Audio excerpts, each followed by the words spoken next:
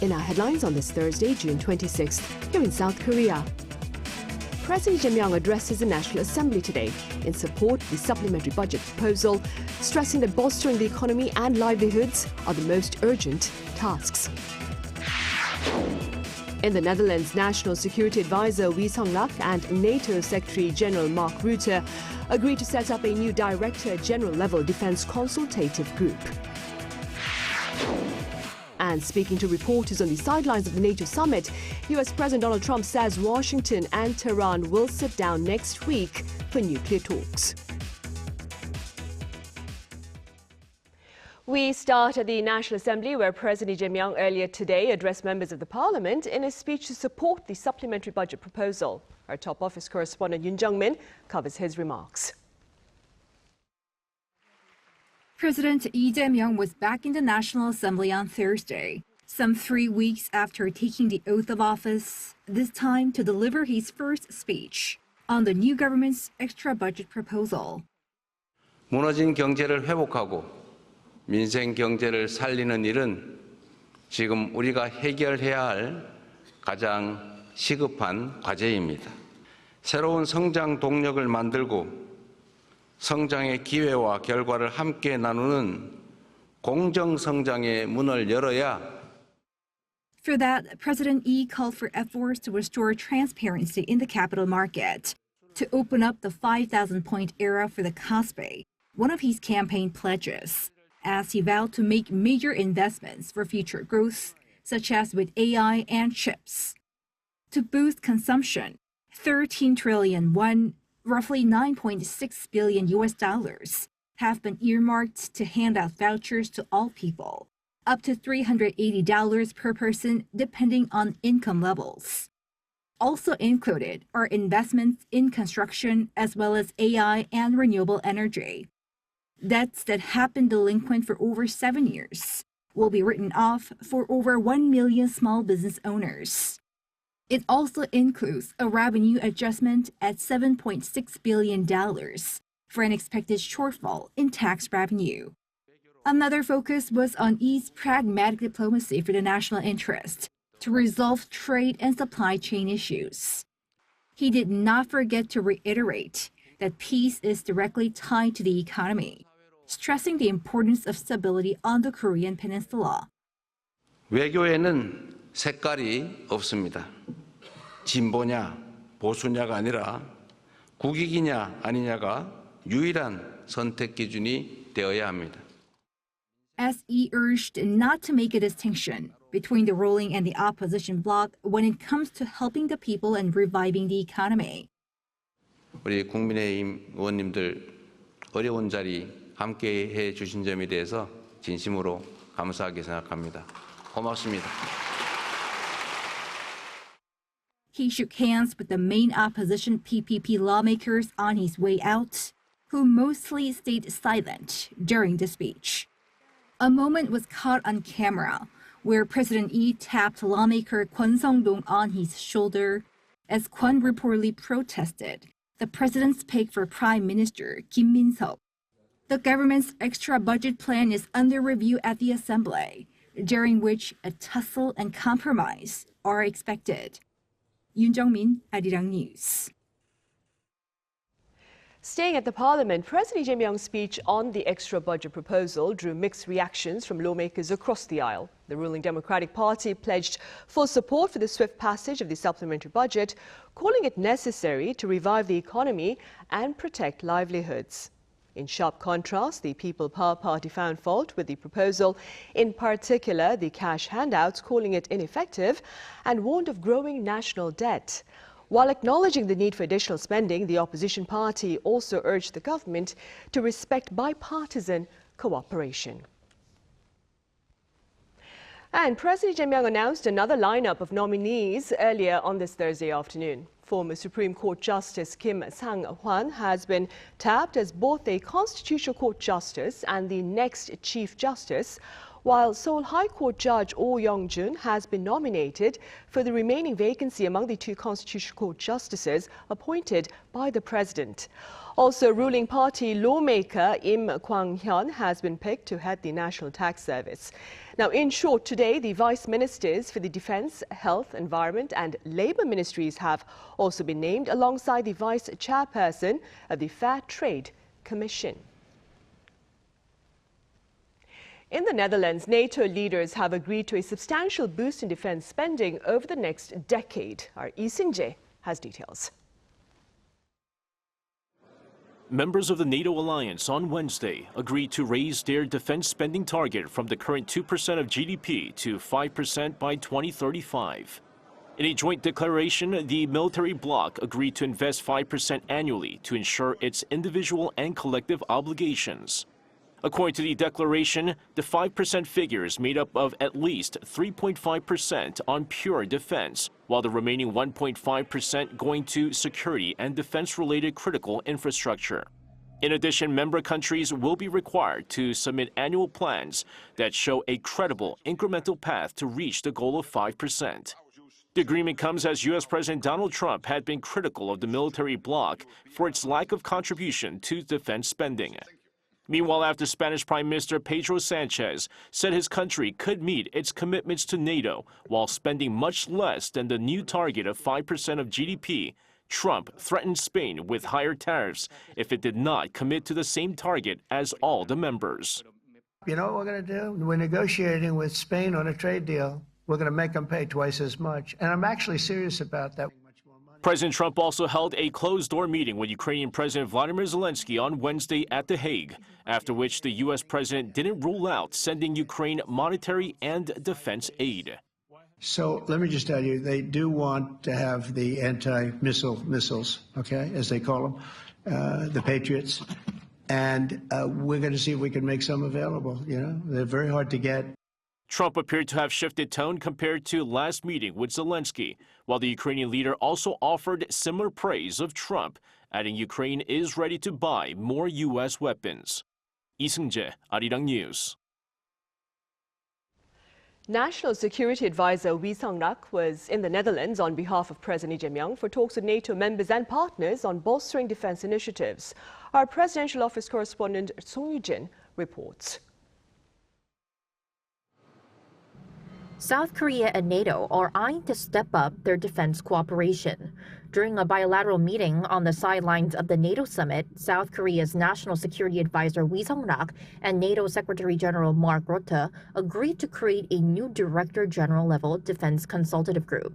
They also discussed Seoul's potential participation in the Defense Pact's high-visibility projects, which are joint initiatives focused on developing key military capabilities, such as aerial refueling systems and ammunition. Attending the summit on behalf of President Lee Jae-myung, we delivered a letter from Lee reaffirming the administration's commitment to strengthening the partnership with NATO. Rutte welcomed the message, saying both sides were on the same page. Also on Wednesday, NATO and its Indo-Pacific partners, including South Korea, Japan, Australia, and New Zealand, released a joint statement pledging to enhance cooperation in the defense industry based on shared values and strategic interests. Though President Lee opted not to attend the summit, citing urgent domestic issues and uncertainty in the Middle East, Lee's visit is seen as a clear demonstration of the administration's pragmatic diplomatic strategy. We're seeing clear intent to prioritize solidarity with liberal democracies. I believe these decisions show President Lee's commitment to deepening ties with like-minded countries, while also working to improve relations with China, Russia, and even North Korea within that broader framework. While in The Hague, Seoul's security chief also met with U.S. Secretary of State and National Security Advisor Marco Rubio, where the two agreed on the need to arrange a bilateral summit as soon as possible.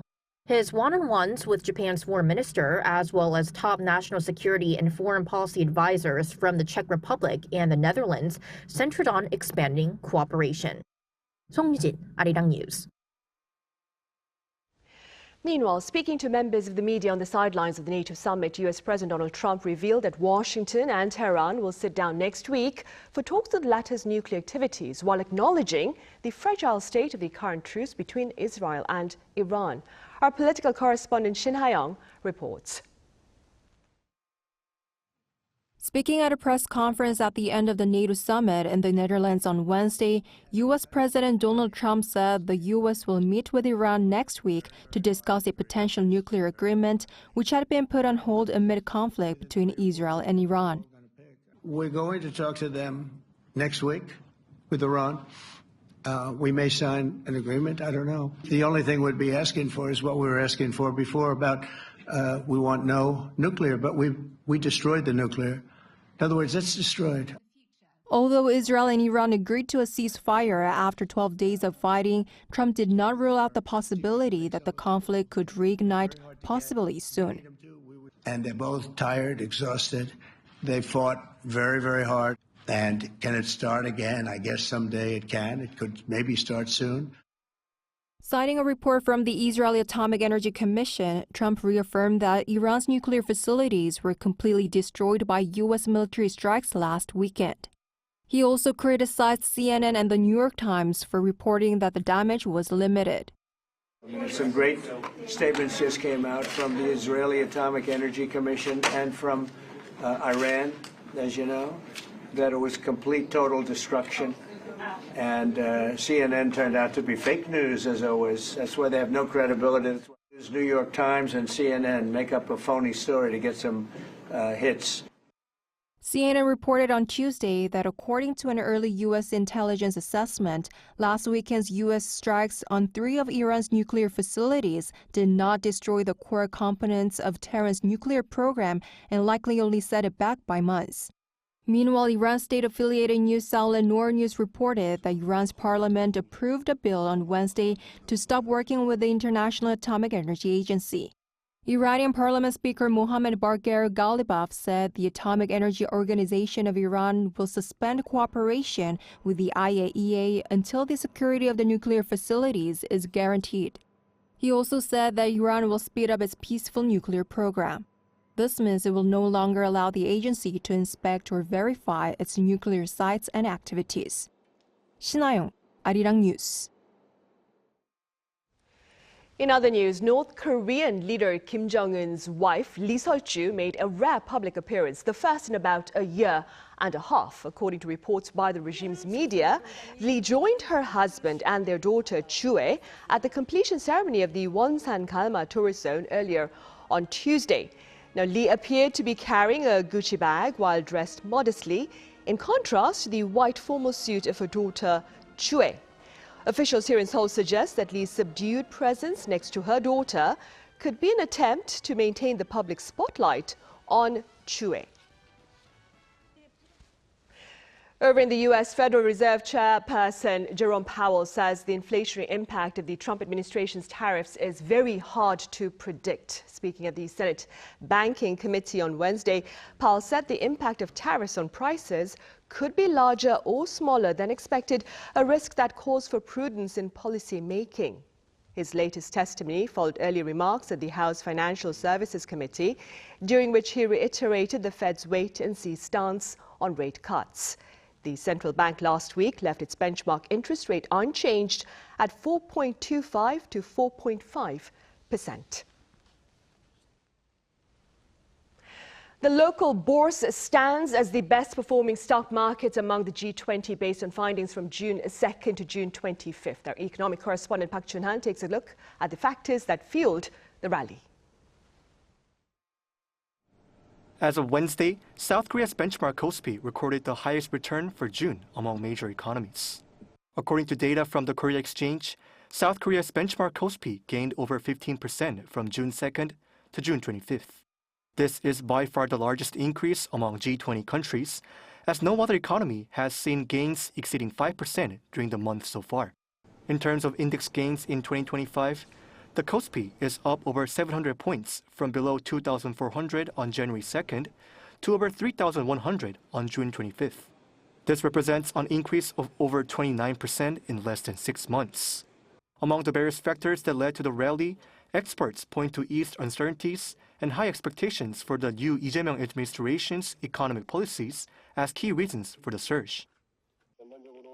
The weakening of the dollar, coupled with a cycle of fiscal policy expansion and interest rate cuts in emerging economies outside the U.S., have created a favorable environment for investment.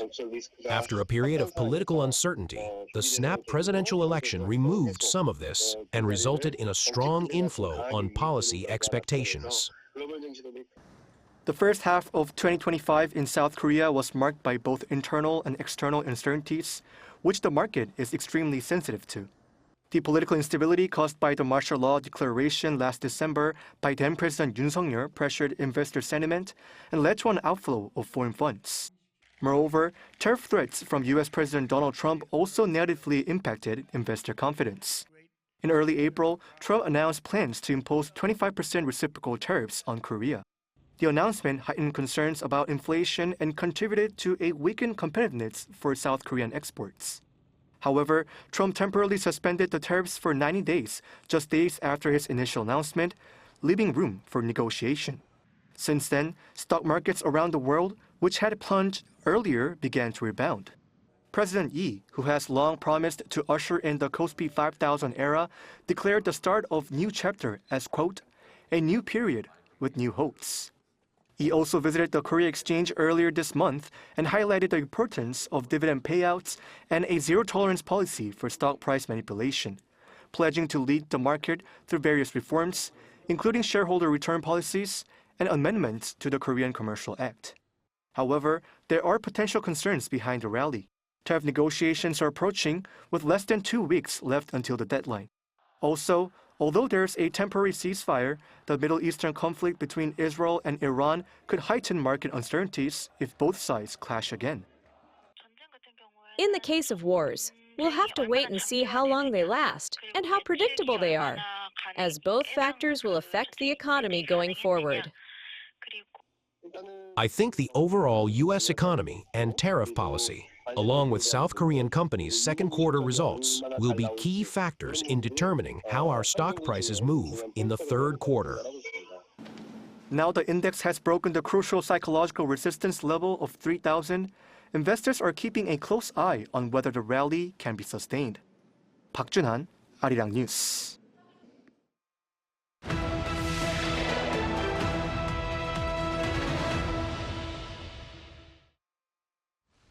In our special interview segment today, we shed light on the thoughts of the ambassador of the Netherlands to South Korea with regard to peace and stability here on the peninsula and beyond as we mark a rather solemn anniversary this year. Our senior correspondent Oh Soo-young sat down with him. 75 years after the Korean War began, the Netherlands ambassador to Seoul says new security challenges call for continued cooperation between South Korea and the nations that defended it.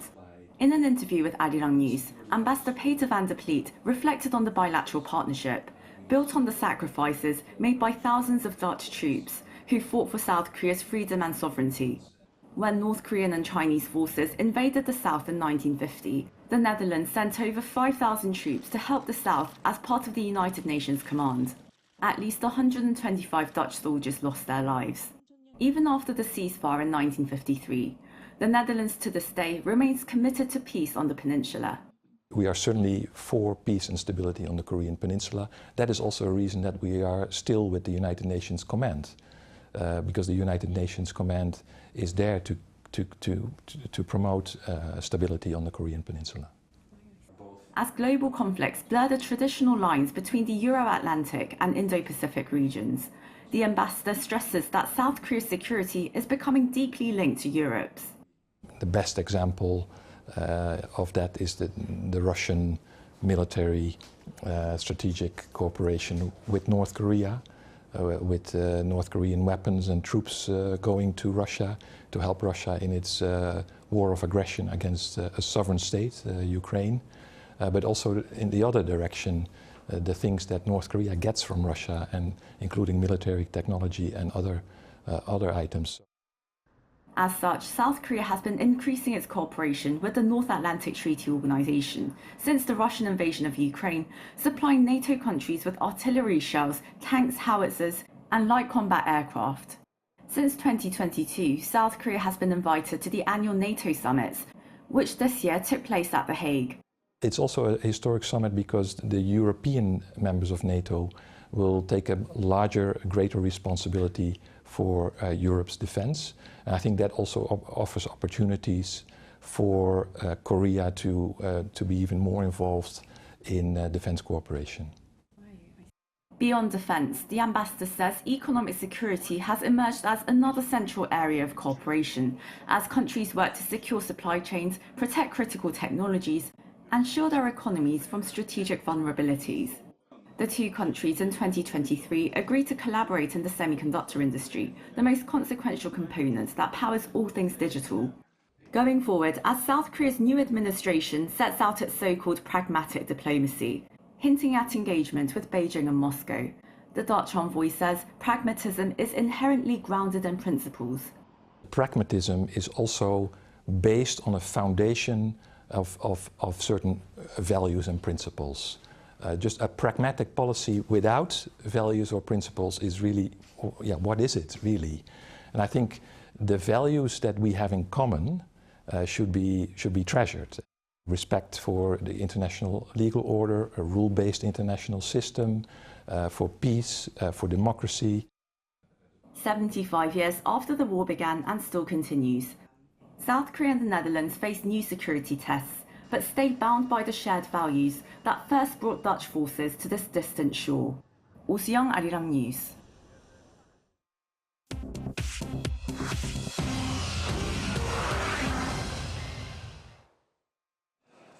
This is The World Now, bringing you the latest stories from around the globe. We begin in Kenya today, where according to Amnesty Kenya, at least 16 people have been killed and over 400 injured in anti-government protests across the country. Most of the fatalities reportedly occurred during violent clashes with the police in the capital, Nairobi. Thousands of demonstrators took to the streets on Wednesday, marking the one-year anniversary of last year's deadly protest against the controversial tax bill. Police used tear gas and water cannons to disperse crowds, leading to numerous casualties. The Independent Policing Oversight Authority, a government-funded watchdog, reported that at least 61 people were arrested nationwide during the unrest. Last year's demonstrations resulted in over 60 deaths in a dramatic storming of the Parliament building. The latest protests reflect public frustration with government policies and the use of excessive force by security agencies. U.S. stocks ended mixed on Wednesday as President Trump declared a ceasefire between Israel and Iran. Shares of NVIDIA in particular jumped over 4%, closing at a record high for the first time since January. The strong performance helped lift the Nasdaq Composite by about 0.3%. The S&P 500 briefly touched an all-time intraday high before slipping slightly to close at a little over 6,092. NVIDIA's market capitalization has now reached $3.77 trillion, making it the world's most valuable company, narrowly ahead of Microsoft. Analysts say investors remain confident in NVIDIA's dominance in the AI sector, despite tightened export controls to China under the Trump administration. U.S. President Donald Trump said on Wednesday that he is considering 3 to 4 candidates to replace Federal Reserve Chair Jerome Powell. Speaking at a press conference following a NATO summit in The Hague, Trump did not name any specific individuals, but strongly criticized Powell and emphasized the need for a change in leadership at the Fed. The remarks came amid tensions between Powell and Trump over interest rate policies. This week, Powell criticized Trump's tariff policies during a congressional testimony and indicated that the central bank plans to hold interest rates steady for now to control inflation. Powell's current term as Fed chair runs through May 2026. Amazon founder Jeff Bezos and journalist Lauren Sanchez have moved their wedding party in Venice to a more isolated location. The change was made due to security concerns and the risk of protest. The couple had planned to celebrate in the popular Cannaregio district. However, after local groups threatened to block access to the venue, organizers moved the event to the historic Arsenal Hall in the eastern Castello district. The wedding ceremony's exact date and location remain secret, but it is expected to take place between Thursday and Saturday. Around 200 to 250 high-profile guests from entertainment, politics, and finance are expected to attend. Yoon Se-young, Arirang News.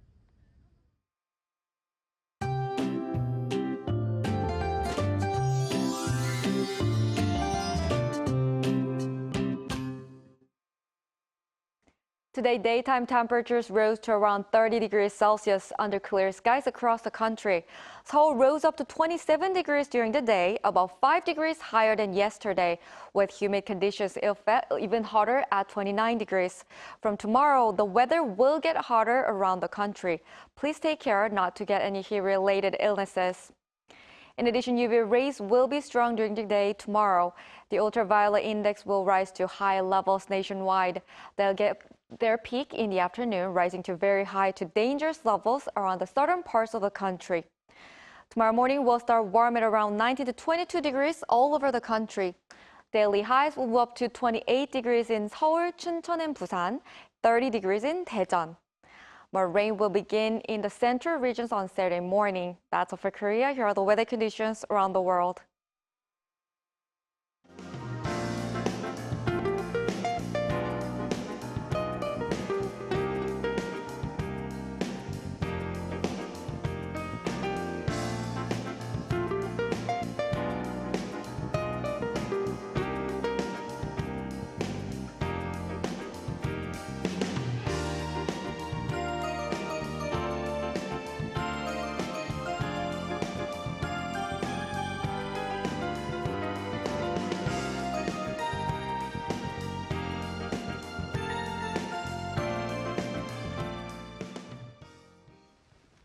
Those are the headlines at this hour here in South Korea. Thank you for watching. Coming up next is our daily panel session.